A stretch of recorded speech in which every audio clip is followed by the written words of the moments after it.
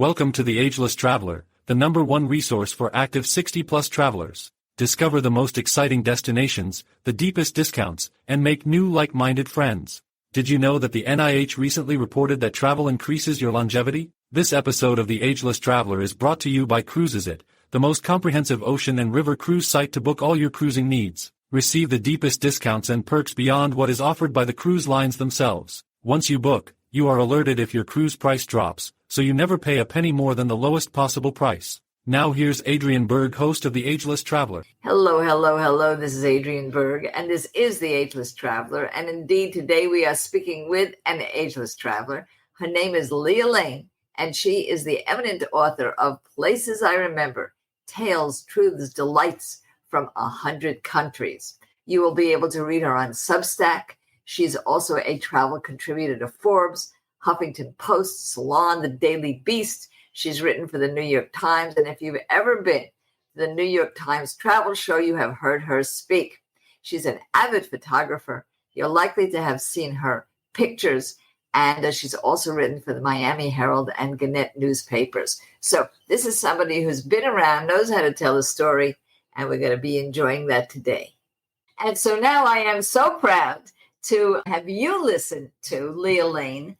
You know about her credentials. You know that she's one of those people that I consider to be an icon in the field of really understanding travel. So, Lea, thank you so much for being with us today. Pleasure.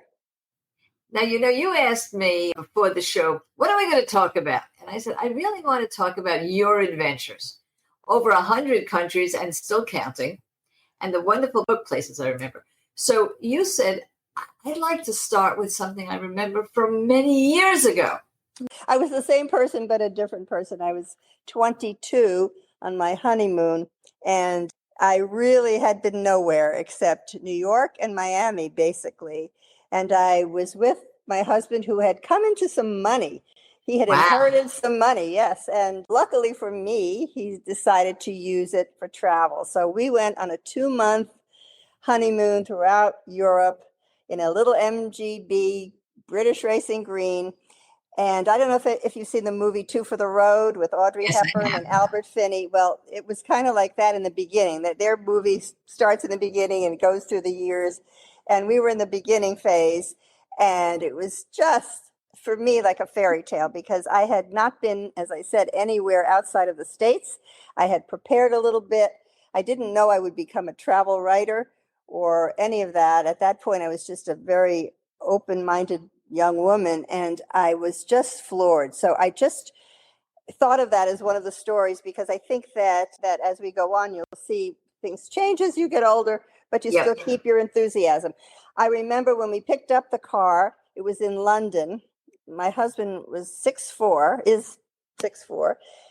My first husband, by the way. I've had 3. I'm on my 3rd, very happy. But my first husband, we were, as I said, we were 22, and he said, you drive. And we got this little MGB. I had practiced doing stick shift in the States on a couch, taking my hand, going like that, but I had never driven a stick shift. He says, you go, you drive. I said, what? Yep, into London traffic I went with our seat on the wrong side. It's just when you're young, I can't describe it, because people today, it's not the same. We all see, cable, and we all have Instagram and all of this sort of thing. There wasn't any of that. There were maps, as you know, and it was hard, and it was wonderful. Yes. It was a different feeling. It was historic in a way. And we visited Anne Frank's house, for example, in Amsterdam. Before they built the addition to it, we went right into the house. There was no one there. They had just opened it. I've been back, but it's a totally different experience. And I don't think that tourism was established as much as it is, obviously. I remember in Florence, outside of Florence, at Fiesole, I don't know if you know Villa San Michele, and it just opened, and here we are, 2 kids looking over Florence in this gorgeous hotel. Experiences like that. I also went for 2 months on a honeymoon with my husband, who had never traveled. It was exactly the opposite. I had been traveling since 1959. When I was a little girl, and did go to Amsterdam and did go to the Anne Frank house. You're right. You just walk up the steps and there you are. You can be in the attic. It was pretty chilling, I have to say. I remember it even as a child. But he got to the airport 6 hours early because he didn't want to miss the plane. I mean, he was not a traveler.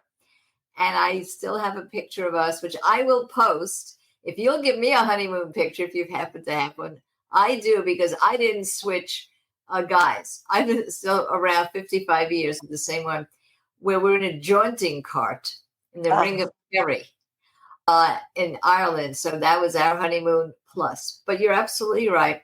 We went on $5 a day. And later on, when you went in 1965, I went by myself as a young woman. So can you keep the feeling of awe? Lea, that's a really interesting question. That's a really interesting take on my question of what do you remember from places I remember. You do remember the awe much more, at least I do, than the location, what it looked like. Sometimes even the iconic sites, it's the feeling that you remember. And I have to say that after 130 countries, I still feel awe. I can get excited in an airport looking at the list of the flights that are coming in. Yeah. Oh, Dubai. Oh, I'm going to go to Ethiopia. I'm going to Entebbe. But let's bring ourselves to something you also told me earlier that about Rwanda, because I'm very interested in that memory that you have. I'm going to Uganda, but I had to make that choice. Right. It's right next to Rwanda. Right next. Maybe I can sneak in. So what is your Rwanda experience? Well, my Rwanda experience is I had always wanted to go there, and I thought it was too late because I was turning 80. And I thought, oh, well, that is one thing I can't do. And then when I was, I think, 78 or 79, I looked up, and this is a good tip, keep looking because you're going to find things you can't imagine. I found that you can be assisted if you are disabled or unable to walk or older. You can be taken up to the gorillas and see them. And I was so excited. I looked into this. And what they do is they take you up to the place where the gorillas are, and then you spend an hour with everyone else. You have to be able to do that in the jungle. It's very hard to get around. They cut through vines and everything, Yes. but you have to be able to stay up there for an hour. Then they take you back. They have two teams, one team that takes you up and one team that takes you back. There are also guides. There are also people who check out ahead of the group. So there were, I think, 22 people that took us up. But I got up. I got there. And, you know, the trouble is, if it were only an hour walk, I could have done it, but it could be up to 6 hours. There was no way to know. That's why I figured we're going to do this. We're going to take and I thought it was a great story too. I wrote about it, and a lot of people said, I didn't realize you could do this. There are people who always wanted to go and see the gorillas. I don't know about in Uganda, but I know in Rwanda, there are groups that will take you up. Now, well, it's the same. And I will say that I'm a long distance walker. And in my mind, who knows, you never know, I seem to be able to make it. My husband, on the other hand, he's perfectly mobile, but it's not something he does all the time as I do. So we shall see. But yes, you can do that. And I'm very excited. But I will admit to everybody that I could have gone on different safaris this year. And I selected Uganda and the gorillas because I am aware of age. And I was like you. I thought, well, maybe a time is going to come that I won't be able to do it. Let's do it now. I'll always be able to get on a Jeep and see a big five, I hope. But this is something different. So you got there. We got there, but experience. It's so, I always loved gorillas. I had watched Coco. You remember Coco, the gorilla who spoke with sign language, hundreds and hundreds of words. She fell in love with another gorilla who spurned her, and so she had kittens and played with kittens, and she spoke about her loves and her sadness in sign language. And I just got so taken in with Coco that I knew for 20 years I wanted to see gorillas up close, not just in a zoo. There are some wonderful zoos. I think the one in New York is known for it in Bronx, and the Bronx is the best supposedly in the country, but it's not quite the same, obviously. So this was a gift to me from my third husband, which was very lovely. I don't know. I'm sticking with one, and I'm giving him the gift of travel. But all right, we'll let that pass. One way or the other, as long as you get there. So Here we are. I'm so excited. So we stayed at, they have beautiful lodges, all levels, but they are very native and they're very made of beautiful, local woods, and it's just lovely. Rwanda knows how to do it. They realize they have a gift there after their terrible genocide in, I think, in 1991, I believe. They have made up for that. I know they're having some problems again a little bit, but unbelievably, they have made it to this wonderful point where they have tourism and beautiful, beautiful places to stay and places to eat. So it's very nice. We had to, you go to a group setting before you get into the jungle, and they tell you all about, don't go like to a gorilla, and don't, thump your chest and stuff like that. They give you the little basics. Don't Nobody's act like Tarzan. Right. Don't think you're Tarzan. Exactly. Things you probably wouldn't do anyway, but they're telling you. Then one of the things they say is, maybe you want to use the facilities here because you're going to be, busy in the Good jungle. idea. It's better. Yeah. So we all go to the facilities. The problem for me was my door wouldn't open when I tried to get out of the bathroom stall. I was locked in. And this was right before the group was leaving. And I thought to myself, I've come halfway around the world to realize this dream, and I'm locked in a bathroom and I can't get out. I thought that could only happen to me. Yeah, no. And nobody was in the bathroom. They all were running out to their trip. Sure. I was alone, and I thought, nobody's going to come. I'm going to miss this trip. What am I going to do? So finally, a woman comes in, and I said, help, help, my group is leaving. So that started it. I was so grateful that I got to see them. I was like thrilled, because I was thrilled before, but you can imagine what it felt like. And sure enough, we went and saw the most wonderful families of gorillas. Just, they come right up to you, up to a point. Wherever they want to come, they come. Right. Usually about 10 feet away, but wherever they, they're habituated. They probably thought, what do these crazy people keep coming up here for? Right. They looked at us a little bit like that. Here's another group. It's about 5 in a group or so. And it was fabulous. It was different from a zoo or anything. It just is their world.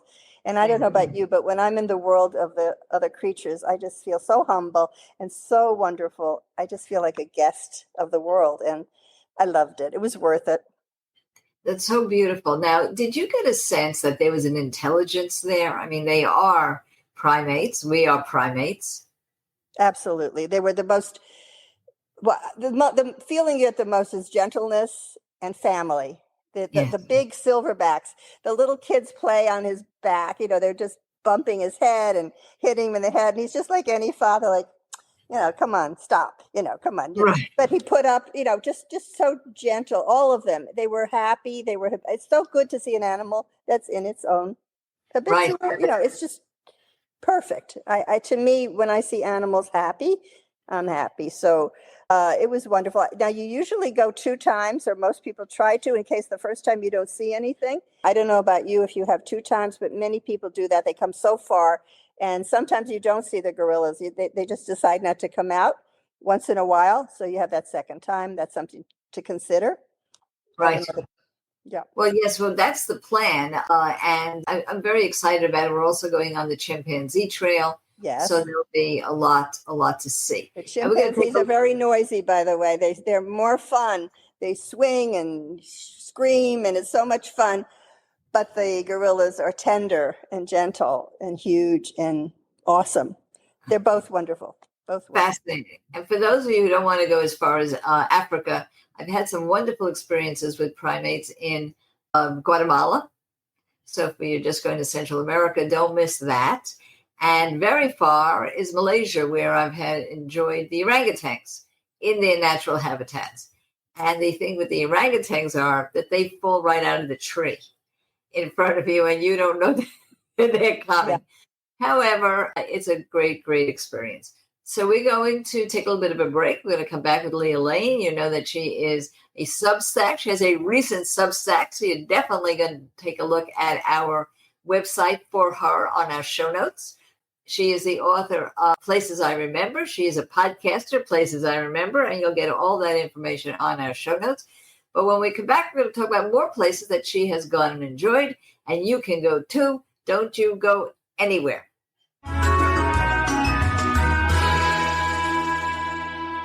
Do you have a question about travel? Or would you like to travel with us in 2026 to Japan? Well, in either case or both, please contact me. You can do that by text or voicemail at fatlist.com/ageless traveler. You'll find that on our website under podcasts and, of course, in the show notes.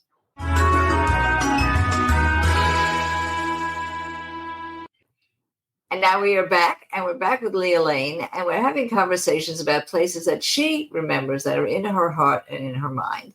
We spoke about her honeymoon. We spoke about Rwanda and the gorilla experiences. But Lea, I said at least 3 of your primary experiences. Give us another one. Okay, so I gave you the beginning and I gave you near the end, recent. I won't say the end, but we have 80 years. You never say the end around here. At the end, there is no end. Current. So I'm going to go in the middle here. I'm going to remember something in the middle. It was poignant, but it was a big deal. I was with my second husband. I was married 3 times. Once, high school sweetheart. We got divorced. Second, unfortunately, he died. And the third, I'm current. So it was, sounds like a lot, but that's what it is. My second husband, we're driving from New York to Florida, and that's a trip. That's a road trip. And he's reading the New Yorker magazine, and he can't finish reading it. And I said, "What's wrong?" He says, "I don't know." And we wound up in Brunswick, Georgia. We didn't get to Florida, and seems he had a terrible glioblastoma, and he lasted 3.5 more months. But the point of this is, I said to him, "Do we go forward or do we go backward? Do we go back to New York or do we go forward to Miami?" He said, "Go forward to Miami." Now, one thing that I had done before this was I had gone to New Brunswick, Canada, on a press trip to a place called Grand Manan Island off the coast of New Brunswick. I don't know if you've been there. It's a tiny little fishing island. Yeah. I love the island. I love Gross Mourne, which is their national park.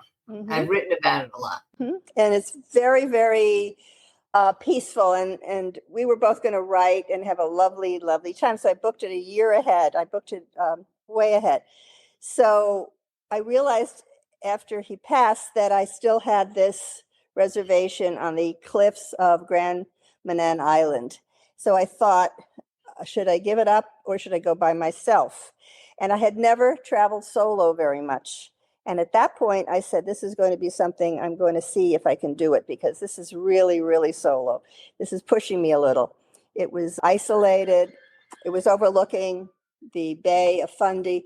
There were whales coming by. It was very beautiful, but very isolated. So I said, I'm going to try it. And I wound up spending 2 weeks by myself, which was wonderful in the sense that I learned I liked being by myself on travel. I was able to do it. Not everyone is. And a couple of years later, I wrote a book called Solo Traveler for offroaders. And I had a podcast. No, I didn't have a podcast then. I had a blog called Solo Lady. I became a solo traveler. I went to Antarctica by myself. I went to many places by myself after that. But the importance of this memory is that I didn't know that about myself. I didn't understand I could do that. And after that trip, I knew I could do almost anything. That was about as isolated as anyone could be. And I did enjoy it. I was able to do it, and it was important. So maybe you don't think about solo traveling. We do. I have to say that you've triggered something here. I'm very proud. We won the Solo Travel Award, this podcast, for encouraging people to travel on their own. It's called The Journey Woman. And I have an interesting fear. So I've been married for 55 years. Right. We have traveled almost exclusively together, not even with other couples, sometimes with our family, certainly with the kids when we were younger. And we still do. We're going to Moab for Thanksgiving with my daughter and so on. But mostly just the two of us. Now, I have no problem with solitude. I'm an only child, and I can travel on my own anywhere in the world, and I have. All of those trips to Uganda and will be with my husband, but Malaysia was alone and so on. And yet, I have a tremendous fear of being a widow, because I don't think I will be as good solo because he's not there. I can call him up. So for me, solo travel is a cinch. I know exactly what to tell everybody else to do.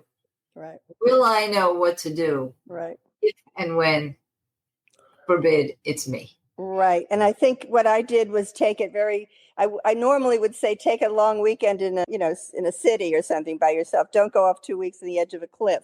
It's a little bit much. But I had the reservation and I went for it and I liked it. But I think anyone can try perhaps for a couple of days, some where you can go to museums and enjoy yourself and see if you like just being by yourself. So I have a something I put on social media every week. It's called Not Date Night. And we instituted it, my husband and I, about a year ago, where he goes, well, I go out mostly to jazz clubs by myself. And I don't know what happens at Panda Express, stays at Panda Express. I have no idea what he actually does. I think he goes to the Wang One buffet. But that's his business.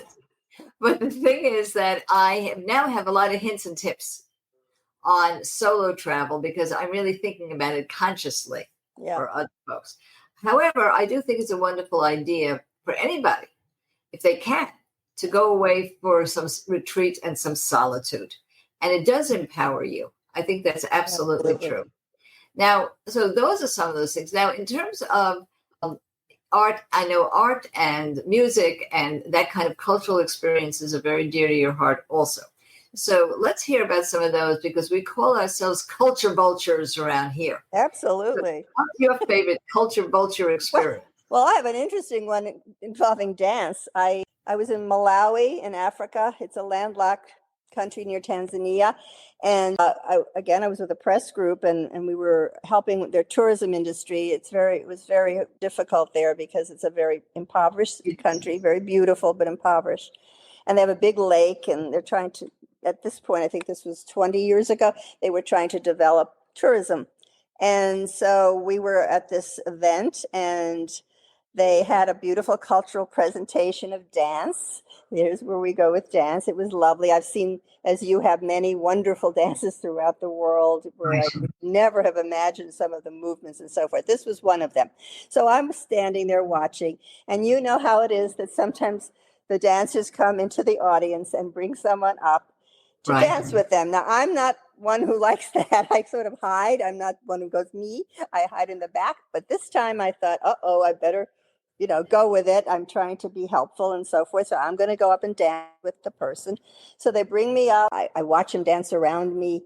And it's very beautiful. And it lasts about 5 or 10 minutes. I think, what in the world? It's a little bit long, but that's okay. So I go back to my place I was standing and everybody's clapping and cheering and smiling. And I thought, oh boy, I wasn't that good. I was just sitting. And they say, congratulations. You two are now married. I was waiting for that. He never calls, he never writes. I never hear from him, but we're married. So 4 husbands, not 3. I mean, we gained a husband on this show. He's a good dancer. That's all I can say. I don't know much. Oh, that's right. But that was, my name is, they said your name is Ngunda. I mean, a lot was going on up there while I was sitting. Right.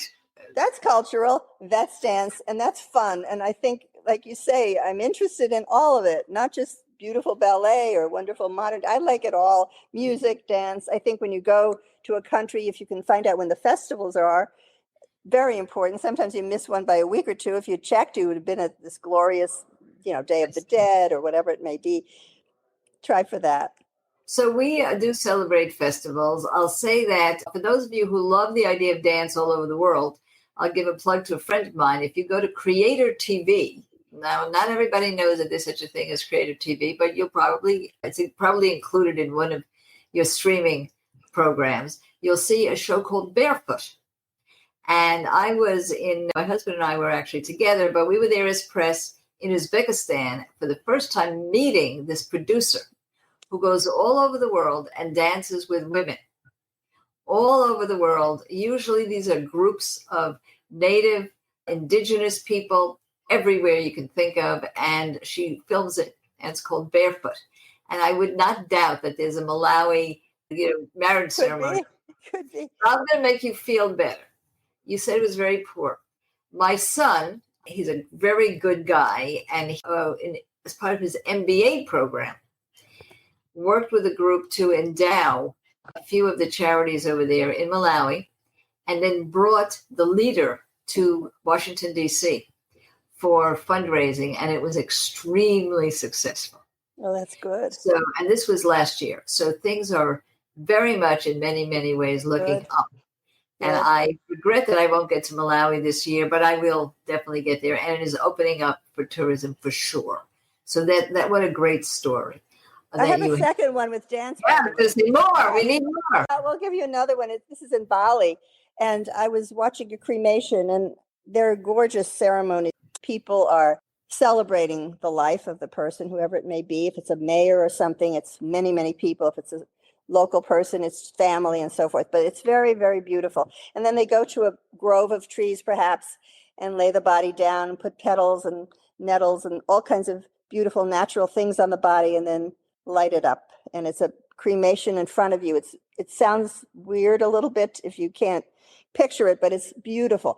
And anyway, I'm standing in the back. I was just a tourist on my own. I was solo there. I was with a guide, which is a good thing to be with in a country like that, because you can't speak the language and so forth.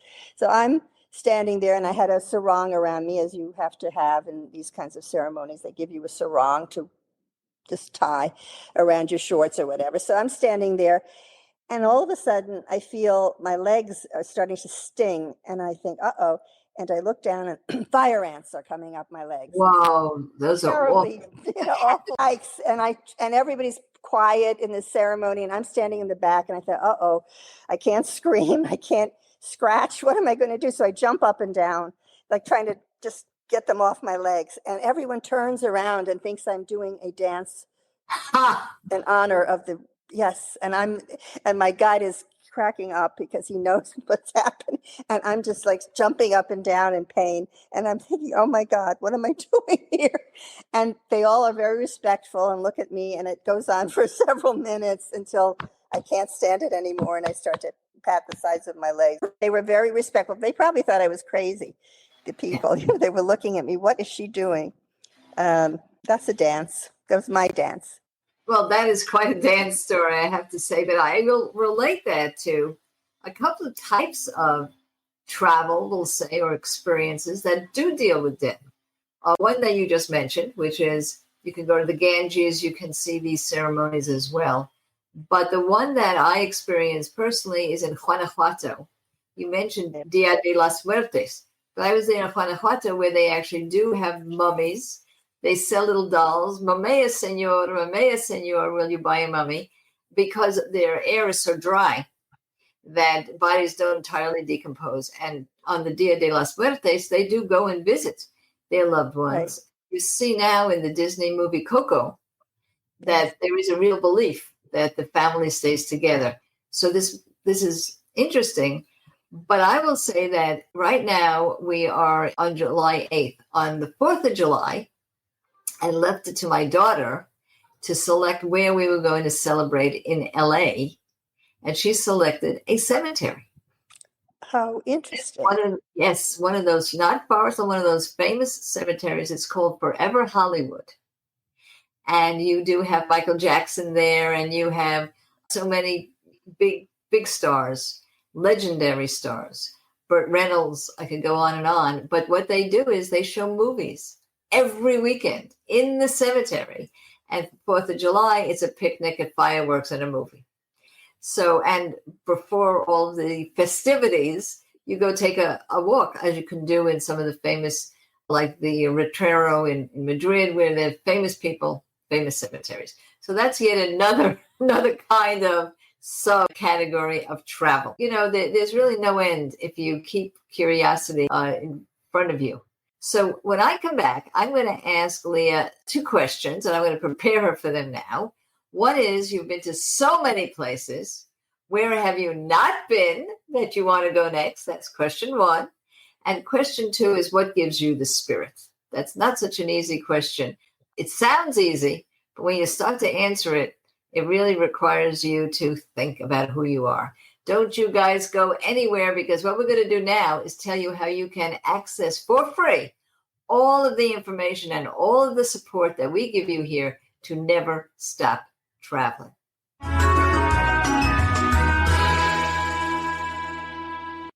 Good news. You can now access all of the information and support offered to you through the Ageless Traveler to never stop traveling, all in one place. Simply go to agelesstraveler.com, take a look at our pop-up, subscribe to our newsletter, and you'll get a lot more than that. You'll get all of the discounts, wonderful free ebooks like Luxury Travel for Less, so you can travel anywhere, anytime, on any budget, Caregiver's Travel Guide, and of course, as I travel and create new ebooks, they will all come to you. You'll join our salon. You'll become somebody who can ask me a question anytime, anywhere about anything that has to do with travel, because I have a battalion of experts that can help you along the way. Never stop travel.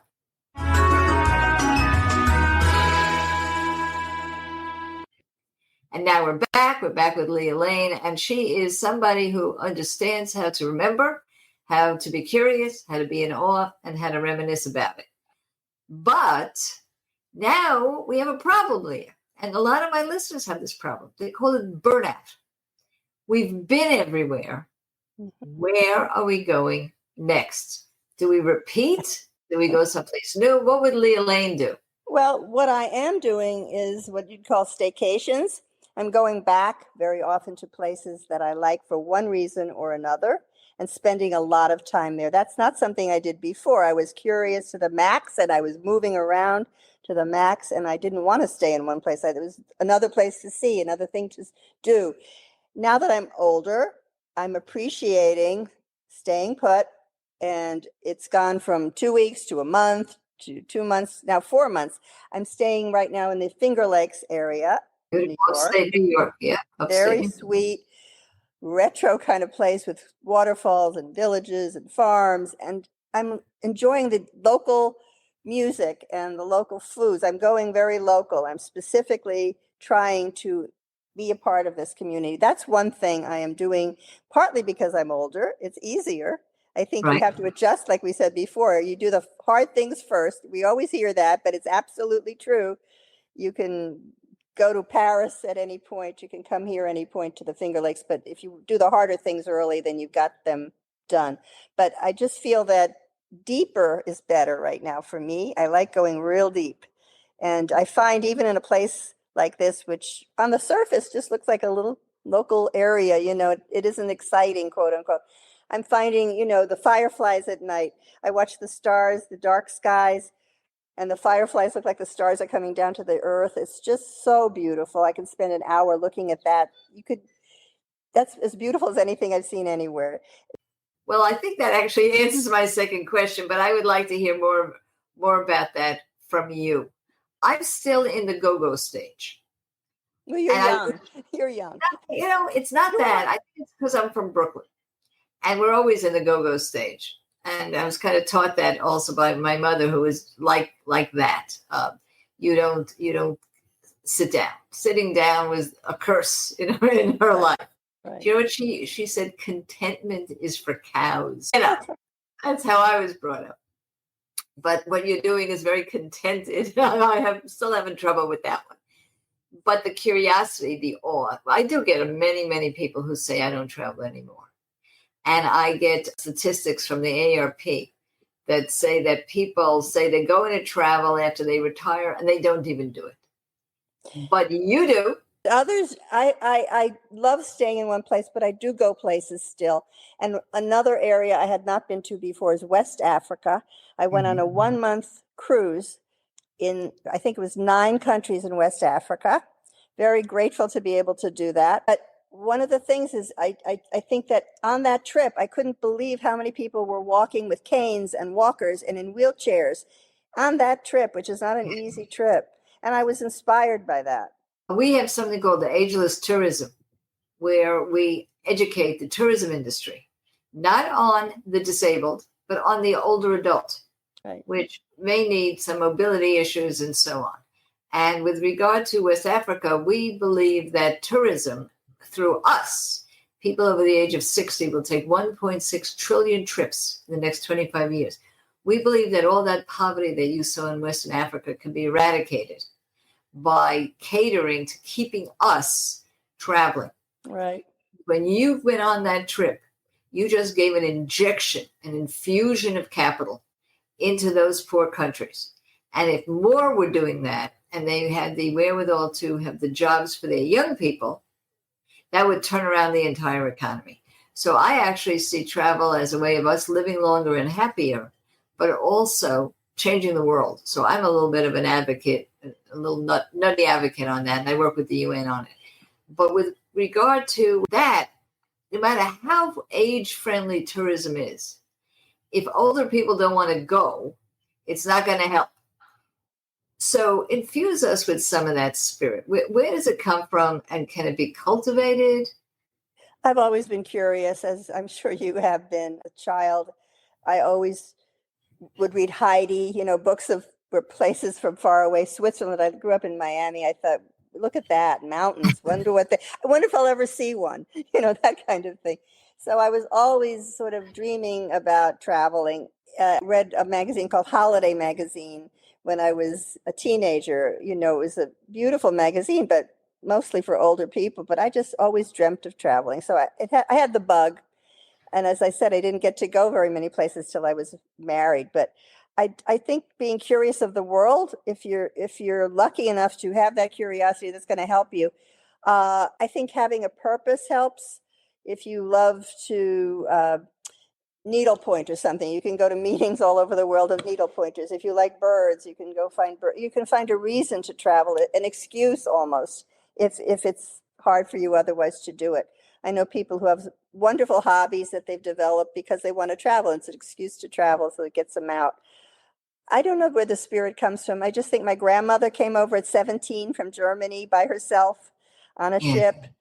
My granddaughter is right now in Sweden cleaning bathrooms in a hostel by herself. To think that if you can't, it's never too late. If I could go to Rwanda at 80, you can go, whoever you may be, at 60 or 70 to Moab or wherever. It doesn't matter. It just means you're getting out there. And I encourage people to, especially as you get older, you have more time, hopefully, and it's precious. It's precious time. You learn, you enjoy, you see people, you learn about yourself. And I write about it. And I think being a writer, I'm lucky there because I get to remember through writing. And it's the joy. So I'm very grateful for that too. So this is wonderful. And I love the way you ended, the joy. And for everybody else, we do try to spread this joy, and we do it through free ebooks like Luxury Travel for Less, or for you caregivers that feel you can't get out, we have the Caregiver's Travel Guide. For those of you who want to access this, you do it all by subscribing to our newsletter, which is called Travel Tuesday, hints, tips, and discounts. And of course, you do that through our website, agelesstraveler.com. That's all you have to do is go to agelesstraveler.com. You'll be able to join our salon and speak with each other and share with each other. This is your pathway to never stop traveling.